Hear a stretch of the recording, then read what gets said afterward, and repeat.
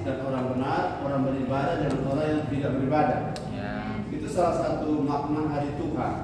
Jadi hari Tuhan bukan hanya kiamat, tapi hari Tuhan ketika saudara dan saya yang dibangun di Sion itu men-take over domain. Itu hari Tuhan yang dimaksud. Jadi adalah keliru kalau kita orang Kristen hanya tunggu-tunggu Tuhan datang, tapi tidak mengerti bahwa kita di bumi ditetapkan Tuhan untuk take over domain. Jangan kalah terus. Jangan selalu karena kita orang Tuhan atau orang kerajaan Allah selalu dunia yang menang. Sampai ada bahasa yang dulu ngoni-ngoni dari dunia nanti orang surga. Sekarang naik level. Orang pemilik surga, tapi dunia juga kita akan take over. Amin. Katakan amin. Amin. Jadi pemahaman yang lama itu biar miskin-miskin di dunia yang penting kaya di surga sudah kadaluarsa, sudah expired date-nya sudah lewat. Jadi kita semua sedang menanti hari Tuhan. Katakan hari Tuhan. Hari Tuhan. Nah, hari Tuhan bukan kiamat saja, tetapi hari Tuhan adalah hari di mana anak-anak orang-orang benar. Coba lihat Matius pasal 4 ayat berapa, ada tulis akan jadi seperti anak rusa. Ya.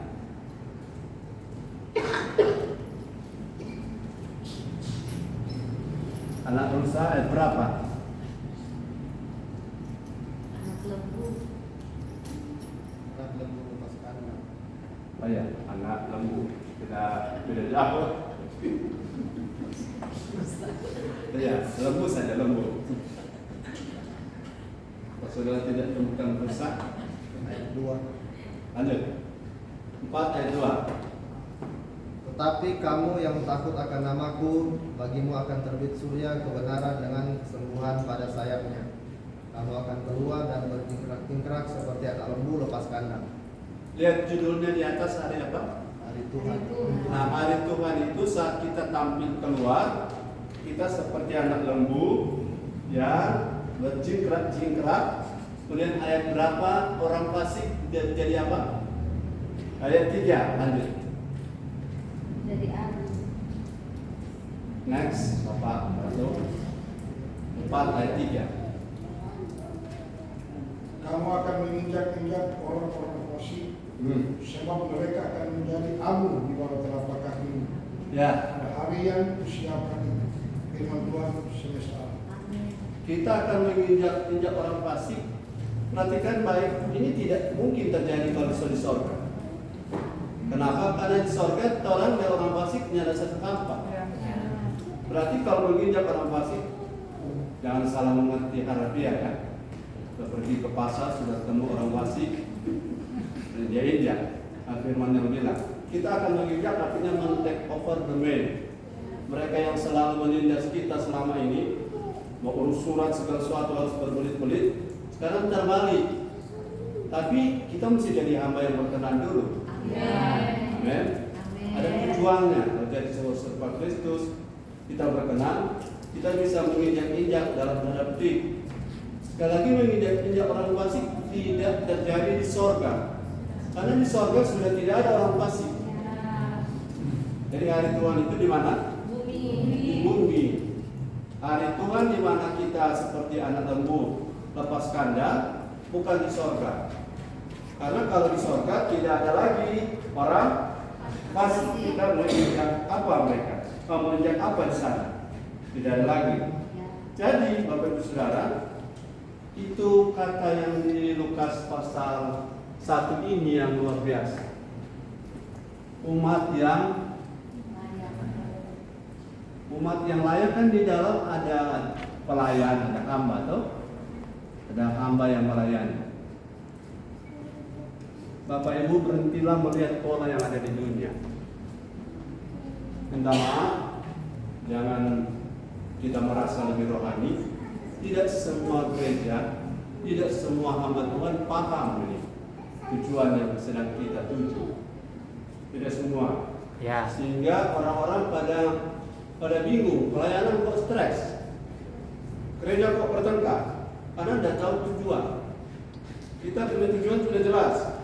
Secara gereja kita mau menjadi umat yang layak. Bagaimana umat yang layak kalau pelayannya tidak berkenan? Minta maaf, kita di sini memang berusaha walaupun sedikit-sedikit ngerempet perasaan orang, tapi karena ada tujuan, kita mau jadi umat yang layak. Umat yang layak ini tidak otomatis harus banyak dan tidak juga berarti harus sedikit, tapi sesuai dengan kehendak Tuhan. Ya. Kalau kehendak Tuhan kita banyak dan orang-orangnya berkenan, nah itu luar biasa. Tapi kita banyak tapi tidak berkenan, itu malah petaka. Ya.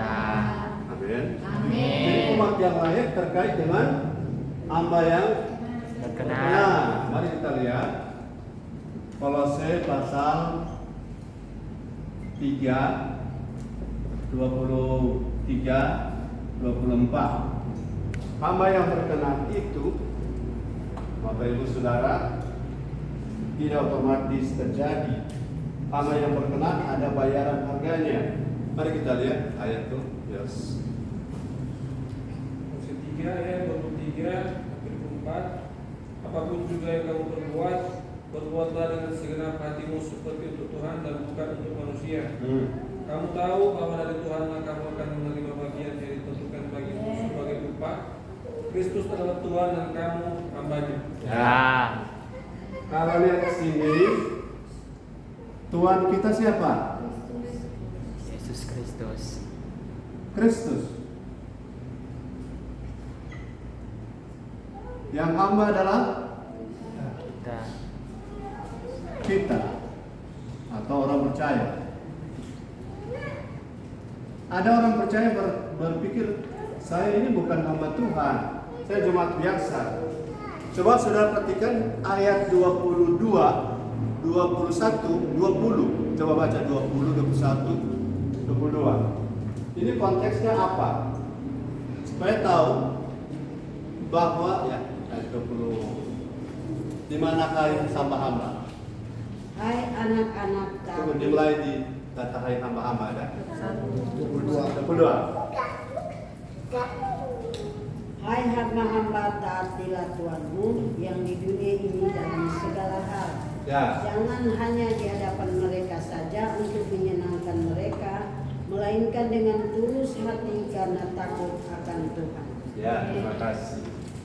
Bapak Ibu Saudara tahu bahwa hamba di Kolose pasal 3 ayat 22, Kolose 3 ayat 22, ini bukan hamba Tuhan, tapi pembantu rumah tangga. Kan di situ ada bapak-bapak, ada ibu-ibu, ada anak-anak. Dari konteks itu baru ada hamba. Waktu itu perbudakan masih ada. Perbudakan masih ada. Jadi orang Kristen yang statusnya budak, bagaimana bersikap waktu itu? Jadi bukan hanya bicara Kolose 3 ayat 24 ini soal hamba Tuhan, bukan. Hamba dalam pengertian budak belian. Jadi budak belian kan, orang mau bekerja dengan tulus atau tidak tulus, ya mau tulus juga sia-sia, mau tidak tulus juga sama. Kenapa? Hamba tidak berguna. Hamba yang diperjualbelikan. Mereka mau kerja keras, mau rajin, penghargaan tidak ada, karena budak. Tapi mereka pun diatur bahwa ternyata juga mereka itu yang adalah hamba budak belian. Ternyata Tuhan mereka adalah Kristus. Sehingga muncullah ayat, jangan lakukan hanya seperti kepada manusia, tapi seperti kepada Kristus. Karena status mereka hamba, dulos, budak belian, makanya ayat itu berbunyi seperti itu. Tapi kalau diucapkan kepada kita, dia agak berbeda. Kamu harus lakukan untuk Tuhan, bukan seperti untuk Tuhan. Betul atau betul? Betul. Nah, kalau saudara lakukan untuk presiden, untuk gubernur, boleh nggak saudara buat semaunya? Ya.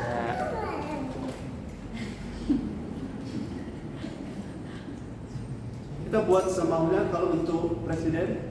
Tidak. Nah kalau untuk Tuhan makanya mari orang bercermin sama-sama. Yang orang yang bikin di gereja ini sudah yang terbaik atau masih yang di atas, di bawah terbaik? Di bawah terbaik. Masih di bawah. Ya. Berarti masih orang perlu kejar ini. Karena dari setiap item hamba yang berkenan itu penting sekali. Ya. Hamba yang berkenan itu ada disiplinnya, ada pengarahannya, ada pembentukannya. Karena hamba-hamba yang saudara saya bilang tadi banyak sekali hamba Tuhan. Nah, tapi hamba yang bagaimana yang dimaksud? Hamba yang berkenan. Jadi apakah saudara dan saya hamba Tuhan? Ya, sedangkan pembantu rumah tangga di waktu itu dihitung adalah hamba Kristus, betul? Jadi kalau mereka hamba Kristus, kita yang adalah pelayan altar, kita adalah pendiri, kita penatua, diaken, kita hamba siapa? Lebih tinggi justru dari mereka. Kita adalah hamba Kristus. Mereka itu nama. Mereka mau kerja bagus tidak bagus, tetap penghargaan tidak ada. Ya. Karena hamba sudah tidak punya hak asasi. Kalau saudara kerja bagus, ada upah. Makanya ayat 24 bilang, ada apa? Di ayat 24 soal hamba. Ya, positif. Kamu tahu bahwa dari Tuhanlah kamu akan menerima bagian yang ditentukan bagimu sebagai upah. Kristus adalah Tuhan dan kamu hamba. Ya. Ada apa Tuhan bilang walaupun kamu adalah hamba tak berguna, kamu itu budak belian, tapi kalau kamu lakukan untuk Tuhan, kamu ada upah. Ya. Walaupun pada bos kamu itu tidak ada harga.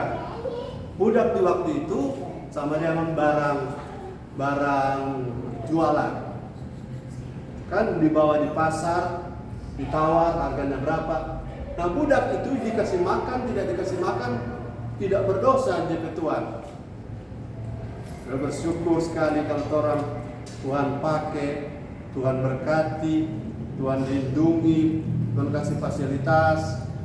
Tapi aslinya dulos, dikasih makan, tidak dikasih makan, tuannya tidak dituntut secara hukum. Ya. Itu makna dari dulos. Kalau kita mengerti, makanya jangan sembarang mengaku hamba Tuhan. Oh saya hamba Tuhan, tapi yang dikejar adalah egonya, penghormatannya, upah hormatnya. Padahal kalau hamba yang sebenarnya, hamba Tuhan seperti Yesus, coba lihat Filipi pasal 2. Saya banyak kali siapkan materi tapi tidak sampai DP poin, so habis DP waktu. Jadi itu Tuhan sampaikan ya. Filipi 2, apa dia punya ayat 5? Filipi 2. Filipi 2:5, hendaklah kamu dalam hidup bersama menaruh pikiran dan perasaan yang benar juga dalam Kristus Yesus. Nah, Yang walaupun dalam rupa Allah tidak menganggap kesetaraan dengan Allah itu sebagai milik yang harus dipertahankan. oke, ayat berapa yang ada kata hamba? 7. Ya, coba ayat 7. Melainkan telah mengosongkan diri sendiri dan mengambil rupa seorang hamba dan menjadi sama dengan manusia. Ya, Filipi 2 ayat 7. Ini kata hamba. Ada kata hamba di situ. Hamba. Dengan kata hamba yang ada di sini sama. Lihat pola kita. Kristus menempatkan diri sebagai hamba yang tidak punya hak asasi, hamba yang diperlakukan secara tidak manusiawi, tapi dia tetap melakukannya untuk Bapa di sorga. Bapak Ibu Saudara, kalau saudara dihargai, bersemangat. Ya. Tapi pertanyaan, kalau saudara tidak dihargai, masih bersemangat? Ya. Dan kalau lihat konsep dari hamba yang berkenan, Yesus sampai dikaruniakan nama di atas segala nama. Tapi dia ada lewat ini proses hamba. Lihat ayat berapa nama di atas segala nama. Masuk ada nama lewat proses hamba. Ayat Filipi 2 ayat 9. ya. Itulah sebabnya Allah sangat meninggikan dia dan mengaruniakan kepadanya nama di atas segala. Ya, umat yang layak Kristus kan kepalanya toh. Filipi berapa tadi? 2 ayat berapa? 9 dan 10 yang semua lidah menuntut mengaku Yesus Kristus adalah Tuhan dan adalah Tuhan. Itu karena dia telah melewati proses hamba yang berkenan. Dia adalah hamba pola kita.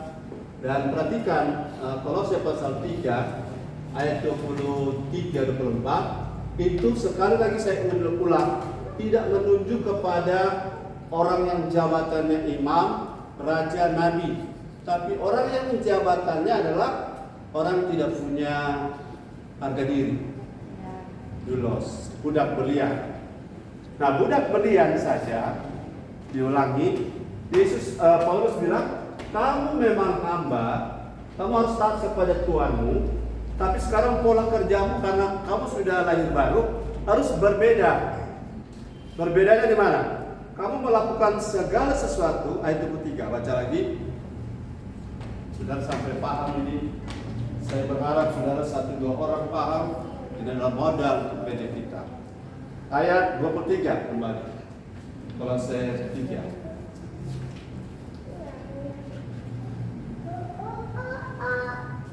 Ya, Kolose 3:23.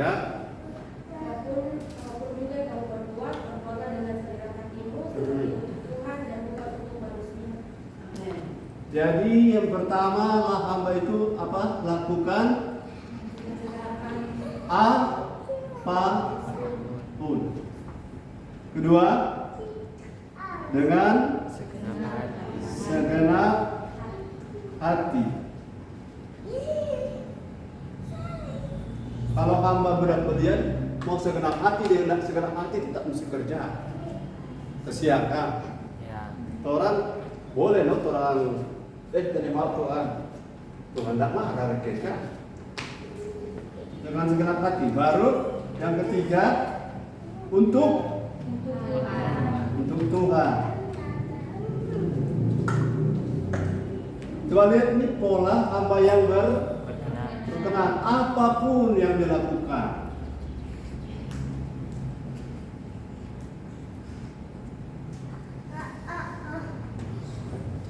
Menyapu kah, membersihkan toilet kah, operator apa, operator ini itu lakukan, apapun itu harus dilakukan untuk Tuhan dan harus dilakukan segenap hati.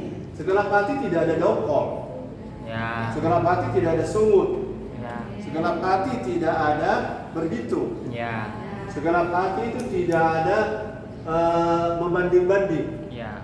atau membangga-banggakan. Karena segenap hati itu artinya roh, jiwa, tubuh sama kompak. Roh, jiwa, tubuh sama kompak. Sebab ada tubuh melakukan, tapi hati tidak. Itu yang membuat ada upah. Amin. Tapi saudara, minta maaf, kita mau kejar bukan. Ini kan ada umat yang lain. Di sini akan ada, yaitu menempatkan ada kata yang menarik orang banyak, yaitu upah. Tapi kita tidak kejar upah. Bapak Ibu Saudara, kalau karyawan yang kerja hanya kejar upah, profesionalismenya rendah. Ya. Tapi kalau kita kejar untuk menjadi umat yang layak, kita sudah tidak peduli upah. Dalam arti justru upah akan mengejar kita. Waktu kita dipromosi, upah mengejar kita. Amin. Tidak perlu demo untuk naikkan UMR. Karena bagaimana demo tapi kinerja rendah. Ya. Itu yang merupakan karakter dari hamba-hamba yang tidak kita fokus bukan mau naikkan upah, tapi kita fokus supaya kita menjadi umat yang Layak. karena umat yang lain itu penting kalau sebagai seorang hamba. Mari saya kaitkan, sekali lagi saya punya materi belum dibuka ini.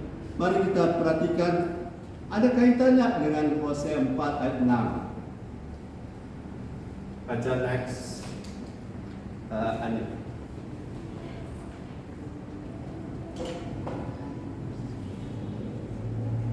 Hosea 4 ayat 6, coba saya perhatikan. Umatku binasa karena tidak mengenal Allah, karena engkaulah yang menolak pengenalan itu, maka aku menolak engkau menjadi imamku, dan karena engkau melupakan pengajaran Allahmu, maka aku juga akan melupakan anak-anak. Ada 3 di situ. Umat binasa, imam ditolak, masa depan anak cucu terabaikan. Ada 3 ya. Ingat baik-baik, kita orang tua, kalau kita melayani dengan baik, itu berdampak pada anak cucu. Yes. Amin. Amin. Yang belum ada anak bilang amin. Amin. Amin. Orang tua, perhatikan gembala-gembala di gereja-gereja besar. Setelah mereka pernah waktu sampai anak naik, bukan karena itu anak, karena orang tua ada menabur benar. Dan itu tidak boleh kita iri. Karena umpah sudah kan di Hosea bilang loh, ada 3 di situ. Banyak kan kita cuma bicara poin bagian A. Umatku binasa kurang pengetahuan.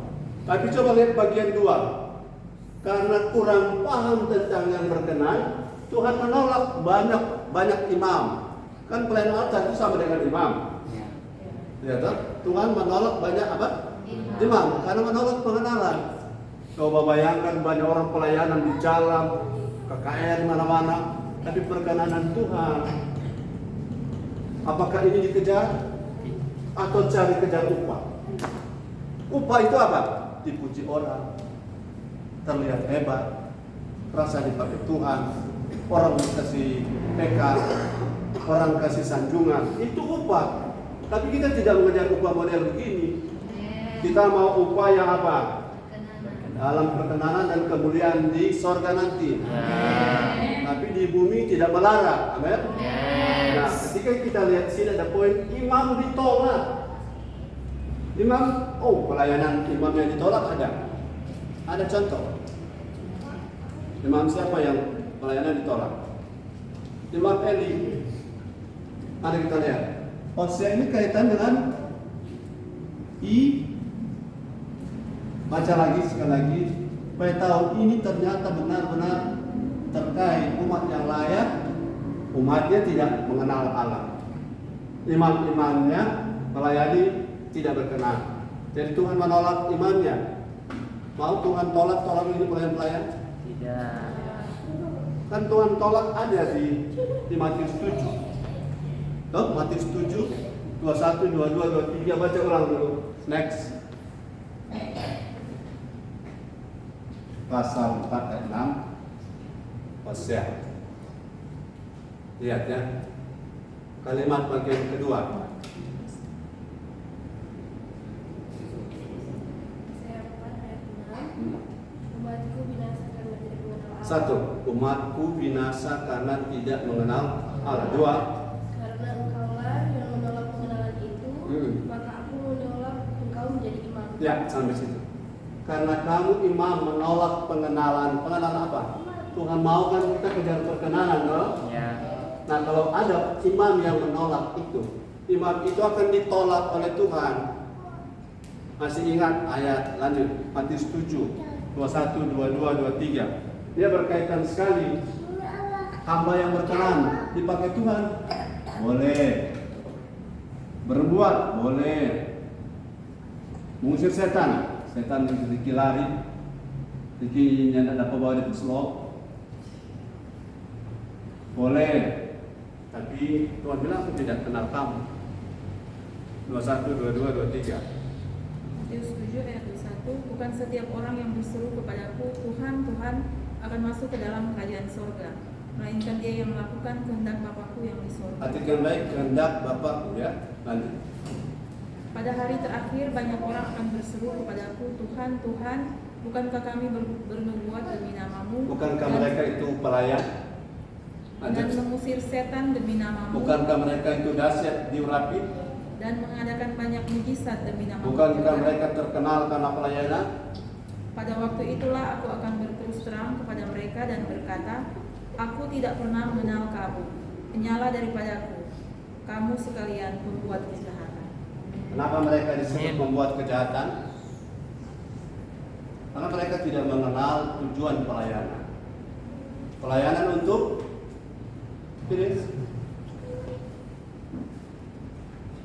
apapun segenap hati untuk Tuhan. Yes. Apakah ada membuat mujizat untuk tidak untuk Tuhan? Ada. Apakah ada mengusir setan tidak untuk Tuhan? Ada. Itulah sebabnya hamba yang berkenan itu penting. Ya. Haleluya. Haleluya. Perhatikan di ayat 21, bukan setiap orang yang berseru, tetapi setiap orang yang apa? Melakukan kehendak Bapa. Nah, kehendak Bapa itu kata lain agenda Bapa. Nah, agenda Bapa tertinggi tentang pelayanan yang pertama bawa orang kepada Kristus, dan sudah bawa kepada Kristus jadikan orang serupa Kristus. Itu agenda pelayanan. Kalau sembuh-sembuhkan orang tidak mau bertumbuh, untuk apa? Ya. Amen. Ya. Kemudian usir setan, kemudian orang itu tidak ditumbuhkan, setan balik lagi, bukan? Ya. Karena tempatnya kosong. Coba lihat, kita keluar konteks. Kalau usir setan, terus orang yang tidak dibuat bertumbuh. Matius 12 ayat 45, 46, 47. Usir setan. Pasti nih Ongki yang membaca biasa usir setan. 45, 46, 47. Kalau tidak dibangun hidup orang yang setannya keluar, apalagi apa yang akan diperbuat oleh setan? Matius 12 ayat 45. Lalu ia keluar dan mengajak 7 roh lain yang lebih jahat daripadanya, dan mereka masuk dan berdiam di situ. Maka akhirnya keadaan orang itu lebih buruk daripada keadaannya semula. Demikianlah juga akan berlaku atas angkatan yang jahat ini. Ya, berapa tadi? 45. Nah, berarti 43 mulai. Matius 12 ayat 43. Ya. Apabila roh jahat keluar dari manusia. Ya, apabila roh jahat keluar dari manusia, karena ini kan pelayanan usir setan. Kalau nama Yesus keluar, yang keluarnya terjadi betul. Ia pun mengembara ke tempat-tempat yang tandus mencari perhentian. Kasihan dia, tetapi ia tidak mendapatnya. Ya. Lalu ia berkata, aku akan kembali ke rumah yang telah kutinggalkan itu. Ya. Maka pergilah ia dan mendapati rumah itu kosong. Rumah yang sudah dikeluarkan setannya ternyata kosong. Kenapa kosong? Tidak dibangun menjadi serupa Kristus. Baru apa tadi? Kosong, bersih tersapu, Nah. dan rapi teratur. Dapat dia rapi kan? Dapat dia bersih, tapi tidak diisi. Oh, bagus seperti hidup ya, tidak pernah berdusta. Mana yang mau jadi serupa Kristus? Ya. Lanjut. 45. Lalu ia keluar dan mengajak 7 roh lain yang lebih Dia jahat, survei ke rumah lama toh. Bagus ini. yang lebih jahat daripadanya, Ya. dan mereka masuk dan berdiam di situ. Maka akhirnya keadaan orang itu lebih buruk daripada keadaannya semula. Ya. Demikian juga akan berlaku atas angkatan yang jahat ini. Oke. Angkatan yang layak, angkatan yang jahat dan angkatan yang layak bertentangan, kan? Ya. Angkatan umat yang layak dan umat yang jahat karena berbeda agendanya. Ya. Waktu usir setan baik, tapi setelah usir setan, tempatnya setan harus diganti. Diganti dengan apa? Kristus. Kristus harus didewasakan di dalam orang yang sudah diusir setan tadi. Jangan pengusiran setannya hanya berupa pelayanan pengosongan, tapi bukan pelayanan pengisian. Ya. Halo. Sama seperti sudah lahir tapi tidak didewasakan. Mati juga kan? Ya. Sudah tarik lahir, oak tapi tidak dikasih susu, tidak dikasih makanan, akhirnya mati. Jadi pelayanan itu baik, tapi kalau pelayanan tidak mengejar perkenanan Tuhan, Tuhan bilang aku tidak kenal kamu. Saya tidak mau gereja kita, Tuhan bilang kan semua mau menghadap pengadilan kan? Waktu menghadap pengadilan kita tidak bisa sembunyi. Tuhan tahu motif semua kita. Ya. Semua gereja itu akan tersingkap motifnya. Dan saya berharap kita semua kedapatan Tuhan bilang, sabarlah engkau hai hambaku yang baik. Benar? Sabarlah engkau hai hambaku yang baik. Itu hamba yang berkenan. Oke, di mana itu? Matius 25. Ayat berapa? Hambaku yang baik. Tuhan lagi cari hamba yang berkenan, bukan hamba yang dipakai Tuhan saja. Matius 25 ayat, hamba yang berkenan, saya lupa. Hamba yang baik.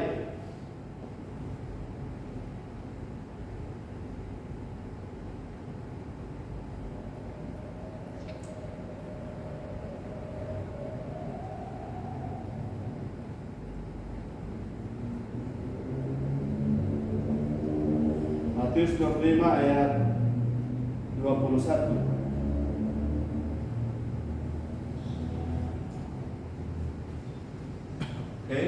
Matius 25 ayat 21 firman Tuhan. Maka kata tuannya itu kepadanya, baik sekali perbuatanmu itu, hai hambaku yang baik dan setia. Engkau telah setia dalam perkara kecil, aku akan memberikan kepadamu tanggung jawab dalam perkara yang besar. Masuklah dan turutlah dalam kebahagiaan Tuhanmu. Ya, ternyata penilaian Tuhan pada penerima talenta itu, Tuhan yang bilang apa tadi? Hamba yang baik. Hamba yang baik itu adalah kriteria dari hamba yang berkenan. Baik menurut gereja, organisasi, belum tentu baik menurut Tuhan. Apakah baik pelayanan Tuhan? Baik. Tapi kalau tidak bangun hidup, amin. Jadi apakah pelayanan setelah kita bangun hidup kita tidak pelayanan? Pelayanan adalah bagian integral. Jadi setelah bangun hidup pasti orang akan cari kita, bukan kita cari orang. Kalau orang cari kita lebih efektif daripada kita cari-cari orang. Amin.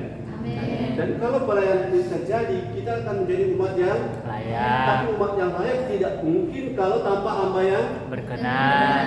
Nah, mari kita lihat. Tuhan, iman bisa apa? Bisa ditolak oleh Tuhan. Nah, sekarang hamba yang berkenan itu saya tunjukkan. Paling tidak ada dua garis besar. Tapi konteksnya saya tunjukkan. Yang pertama, saudara, hamba yang berkenan adalah hamba yang sudah lahir baru. Sudah lahir baru semua? Haleluya. Lahir baru itu penting sekali karena sama seperti kalau saudara melayani di restoran, baru dari safety tank, ada tacolo di safety tank, kemudian saudara pergi membawa babi putar, babi bakar kepada para tamu. Babinya, masakannya bagus toh, pelayanannya bagus, tapi orangnya diterima? Tidak. Makanan menjadi tidak enak karena orangnya. Haleluya. Jadi penting sekali kita perhatikan bahwa lahir baru sebagai seorang hamba Tuhan itu harus dan mau tidak boleh tidak. Jadi pastikan saudara dan saya lahir baru. Itu banyak orang-orang, minta maaf ya. Pastikan saudara lahir baru. Karena kalau tanpa kelahiran baru, pelayanan yang kedagingan tidak mungkin berkenan kepada Tuhan. Roh yang lama tidak mungkin berkenan kepada Tuhan. Yang kedua, kalau saudara mau jadi hamba yang berkenan, itu poin tadi, segala sesuatu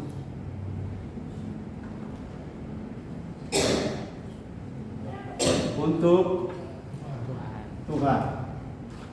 Ini mesti konfirmasi dan ini ada alat uji.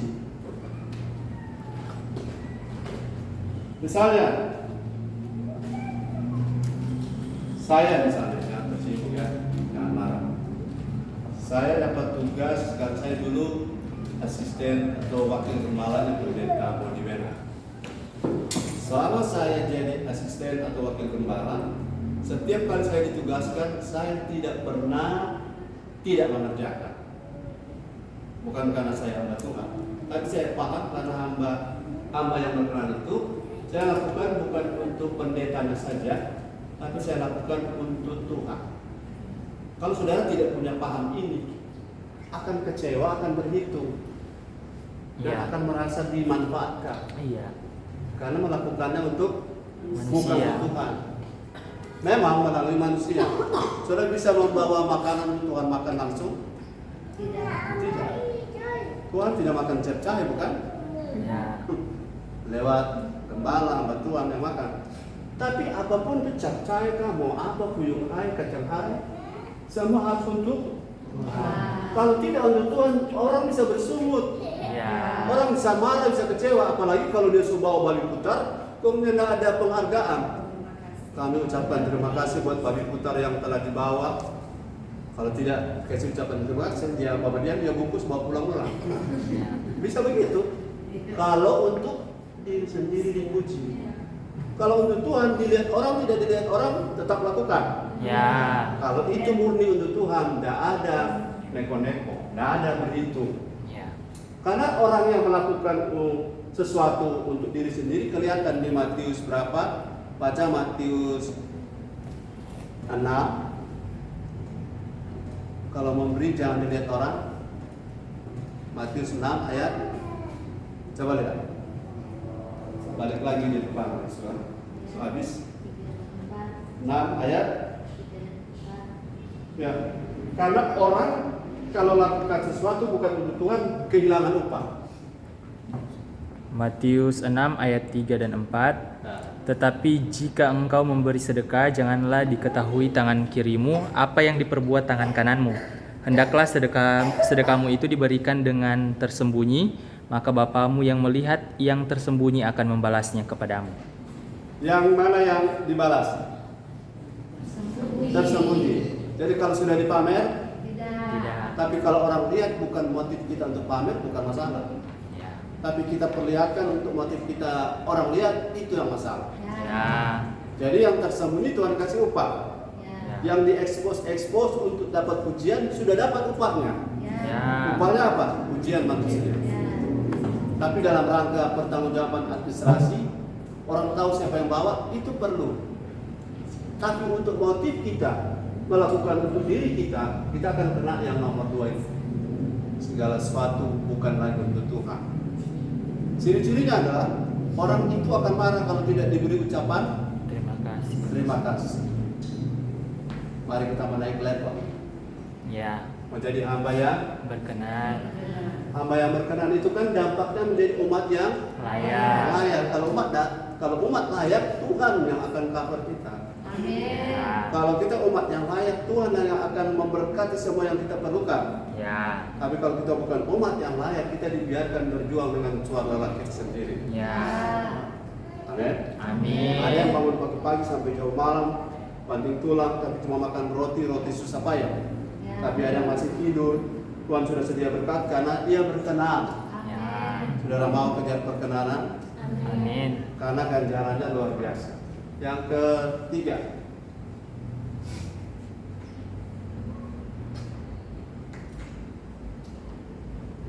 dan berkenan itu apa?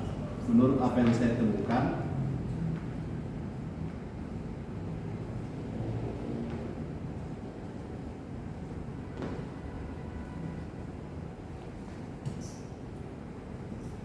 melakukan dengan setia. Bapak Ibu, ada orang melakukan, tapi di pertengahan udah maaf yang marah yang tersinggung, pertengahan pelayanan dia jadi lemah dan dia tinggalkan pelayanan. Pas saya sudah tidak melayani karena saya kecewa dengan si Alok. Dan akhirnya apa?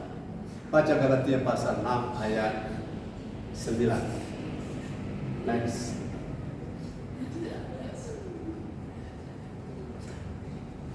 Galatia 6 ayat 9. Janganlah kita jemu-jemu berbuat baik, karena apabila sudah datang waktunya kita akan menuai jika kita tidak menjadi lemah. Ya. Ya. Orang kalau jadi lemah, dia tidak mungkin kuat untuk setia. Ya. Sudah. Salah kita. Warna hijau. Masih kuat atau selama ini? Selama. Orang begini masih bisa bertahan enggak? Tidak. Tidak bisa bertahan. Nah, orang kalau tidak setia, itu kan ayat tadi Matius 25 ayat berapa tadi Pak Aldiana baca? Mau masuk dalam apa? Dalam pesta yang Tuhan, coba Francesca 25 ayat 21. Kalau tidak setia, coba baca ayat 21, 25, 21 Matius. Maka berkata Tuhan itu kepadanya, baik sekali perbuatanmu itu, hai hambaku yang baik dan setia. Engkau telah setia dalam perkara kecil, aku akan memberikan kepadamu tanggung jawab dalam perkara besar. Masuklah dan turutlah dalam kebahagiaan Tuhan. Masuklah dan turutlah. Masuk, turut, dalam apa? Dalam kebahagiaan. Dalam kebahagiaan.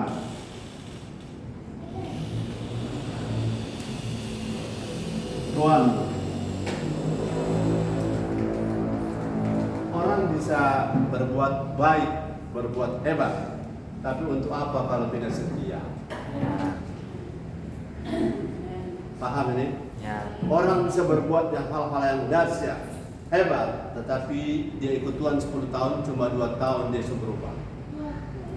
4 tahun dia berubah. Setia itu adalah sesuatu yang bergumul dengan waktu.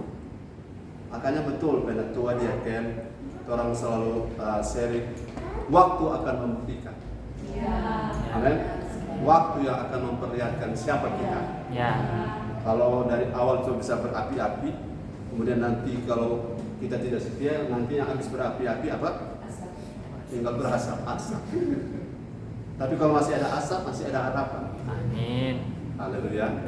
Jadi setia itu penting sebagai hamba yang berkenan. Setia itu, saya pakai istilah sederhana, setiap ibadah ada. Bilang kiri kanan, setia itu apa? Setiap ibadah. Jadi saudara jangan tersinggung kalau ada pikiran nomor road. Haleluya. Karena setia itu adalah karakter. Ya. Saudara tidak bisa setia kalau di dalamnya memang tidak bisa. Ya. Saudara tahu bahwa setia ini adalah buah roh? Mari lihat Galatia 5 ayat 22. Next. Galatia 5:22. Tidak bisa, saudara mau setia, tidak bisa kalau bukan Roh Kudus yang tuntun. Amin. Makanya buka hati kalau lagi penyembahan, lagi ibadah, Roh Kudus tuntun kita supaya setia bisa jadi. Ya. Kalau cuma ada yang beri kekuatan, ya. Satu saat saudara-saudara panas setahun dihapus oleh hujan sehari. Ayo, Pak, jadi. Galatia 5 ayat 22. Tetapi Roh ialah kasih, sukacita, damai sejahtera, kesabaran, kemurahan, kebaikan, kesetiaan. Ya. Ayat kedua ya. Kesetiaan. Perhatikan baik kata kesetiaan, dia punya bahasa Inggris apa? Full. Ini setia. Tapi kalau kesetiaan, faithfulness. Betul ya? Ya. Coba potong ini. Full sendiri, faith sendiri. Berarti ada dua kata di sini ya. Berarti yang pertama artinya yang kedua artinya penuh. Mau lihat di mana orang punya iman penuh? Lihat di mana? Lihat di sini. Dia setia sekali. Setia pindah-pindah. Dan setia itu. Orang melihat faithful, iman penuh, lihat di sini. Tidak usah banyak teori. Iya. Amin. Dia setia sekali. Masuk 7 kali kawin. Nggak mungkin. Karena setia itu adalah sesuatu yang bersifat komitmen, karakter, integritas, dan cuma dia yang bisa buktikan. Orang lain, sudah jangan nilai orang, dia setia sekali 3 tahun. 3 tahun itu belum setia, karena setia itu sampai akhir. Mari lihat Matius 25 ayat 13 14.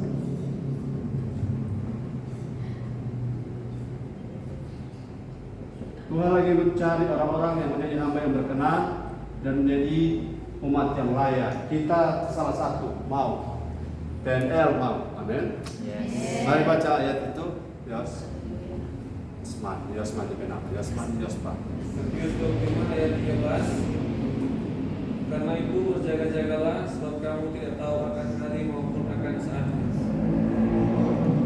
Yang bertahan sampai kesudahan. Ayat berapa itu? 13. Matius 25 ayat 13. 14 ayat 14. Bapak kerjaan surga sama seperti Matius 24 kalau biasa. Matius 24 ayat 13. Tetapi orang yang bertahan sampai pada kesudahannya akan selamat. Bayangkan cuma salah satu ayat, salah satu pasal. 24 ayat 13. 13. Apa di situ disebutkan? Orang yang bertahan sampai kesudahan. Dia tahan lama cuma sampai tengah. Dia sabar, cuma sampai kemari. Sabar sampai Akhir. Walter Mongesini punya moto, setia dalam keyakinan hingga akhir. Botek pe moto. Kalau tidak sampai akhir bisa disebut setia? Tidak. Tidak. Salah satu karakter hamba berkenan bertahan walaupun berat, karena pembentukan ujungnya kemuliaan. Amin. Haleluya. Haleluya. Orang yang kalau tidak tahan pembentukan, pindah sana, pindah sini, pembentukan kapan kelar? Karena orang sudah terbiasa lari dari masalah, akan lari terus dari masalah. Dan kita pilih untuk tidak lari dari masalah. Kita pilih untuk setia hingga akhir, bertahan sampai Akhir. kesudahan. Ya.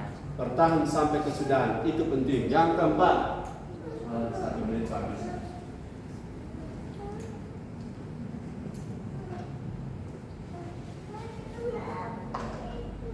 Saudara tetap sukacita, semangat. Yes. Boleh bilang haleluya. Haleluya. Jadi yang keempat adalah dia setia sekali Pak Pendeta. Tapi poin ini penting. Sorry.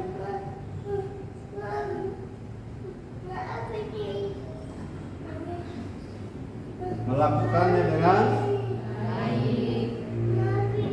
apa yang menurut saudara baik? Kalau menurut ayat Matius 25 ayat 22 tadi ya. Coba 20 berapa? Matius 25 ayat apa tuh hamba yang baik? 22. Ya, Ibu waktu pendidikan atau bahasa sebuah. Ayat 25 pasal 25 ayat 21. 25 ayat 21. Maka kata tuannya itu kepadanya, baik sekali perbuatanmu itu, hai hambaku yang baik dan setia. Engkau telah setia dalam perkara kecil, aku akan memberikan kepadamu tanggung jawab dalam perkara yang besar. Masuklah dan turutlah dalam kebahagiaan Tuhanmu. Jadi ada kata setia, tapi ada kata baik. Bapak Ibu, baik yang di sini bukan baik seperti, kan ada standar paling kurang 2. Baik menurut kerajaan dunia dan baik menurut kerajaan Allah berbeda. Ya. Baik menurut humanisme dan baik menurut teologi berbeda. Jadi yang disebut baik, standarnya adalah Tuhan. Ya. Saya kasih contoh. Baikkah orang tadi yang saya cerita membawa makanan babi putar, tetapi dia sendiri dari sepiteng belum mandi?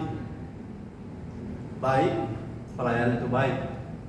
Tapi secara keseluruhan, baik di sini adalah soal perkenanan. Ya. Baik menurut yang Tuhan mau, Tuhan suka. Pertanyaannya, kita sudah berbuat baik, ya, berdiakonia misalnya, baik, baik, tapi motifnya harus berkenan.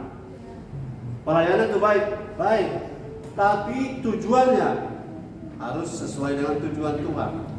Jadi baik di sini bukan standar manusia, tapi baik menurut standar Tuhan. Contoh baik, seseorang ditegur dengan firman keras karena dosanya ingin diperbaiki. Kemudian seseorang dibiarkan dibujuk walaupun dosanya membinasakan dia. Menurut saudara yang pertama atau yang kedua yang baik? Pertama. Yang pertama yang baik. Jelas? Ya. Kalau kita membujuk orang walaupun dia salah, kita membiarkan, kita kompromi, kemudian orang bilang, oh, hamba Tuhan itu baik sekali. Kemudian ada hamba Tuhan yang menegur, mengarahkan, memperbaiki untuk tidak lemah, tidak gagal, tidak binasa dengan firman yang dalam tanda petik keras. Orang bilang pendeta itu kurang baik. Itu menurut manusia. Ya. Tapi menurut Tuhan yang terbaik yang menegur. Haleluya. Ya. Jadi sekarang sudah jelas firman yang menghibur atau firman yang menegur. Yang menegur yang baik ternyata menurut Tuhan. menurut Tuhan. Jadi kalau saya ditegur, oh saya berterima kasih karena ada orang pedulinya orang dengan puji kita, belum peduli sebenarnya. Ya. Peduli orang dengan sanjung-sanjung kita, belum peduli yang sejati. Ya. Tapi pedulinya dia dalam menegur saya, apalagi kalau dia punya otoritas atas hidup saya, itu yang disebut dengan peduli yang sejati. Ya. Orang yang membiarkan anak-anak rohaninya, orang-orang yang dibawanya sebagai anak jasmani, hidup dalam keadaan tidak benar, dan ia mengiyakan, nanti di buku saya menghakimi sejauh mana boleh sejauh mana tidak, sudah baca di situ, ternyata orang tua yang membiarkan anaknya hidup tidak benar akan dihukum oleh Tuhan. Katakan amin. Amin. Anak-anak harus dikasih tahu kalau mereka yang memilih melawan, mereka punya resiko. Tapi kalau kita yang terus beritahu, kita tidak akan kena resikonya. Karena anak-anak mengerti baik adalah kalau orang manis-manis saja. Padahal yang benar adalah orang mendidik. Itu yang baik. Halo. Baik jadi relatif kalau ukurannya adalah kesenangan kita. Ya. Kalau kita rasa senang, kita anggap baik. Tapi yang baik adalah Tuhan senang atau tidak. Ya. Ini Tuhan berkenan atau tidak. Ya. Itu yang baik. Ya. Amin. Amin. Lakukan semua pelayananmu dengan baik. Standarnya adalah Berkenan. perkenanan Tuhan. Tuhan Yesus memberkati waktu saya habis. Amin. Amin.